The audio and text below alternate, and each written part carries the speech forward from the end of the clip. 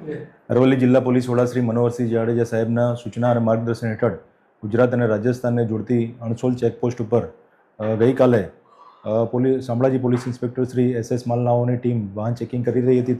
તે દરમિયાન રાજસ્થાન તરફથી એક હુન્ડાઈ કંપનીની વેન્યુ કાર નંબર GJ2DE 5301માં શંકાસ્પદ વર્તણૂક જણાતા તે ગાડીની ચેકિંગ કરતાં આ ગાડીના આગળના ભાગે બોનેટ ખોલીને જોતા તેમાંથી કાપડની 2 થેલીઓમાં 500ના દરના બંડલો મળી આવેલા હતા. જે બાબતે તેને આધાર પુરાવા માગતા તેઓ પાસે કોઈ આધાર પુરાવા ન હોય શંકાસ્પદ જણાતા આ કુલ રૂપિયા 1,05,00,000ની રોકડ રકમ જપ્ત કરવામાં આવેલ છે અને આ બાબતે ઇન્કમટેક્સ વિભાગને જાણ કરવામાં આવેલી છે.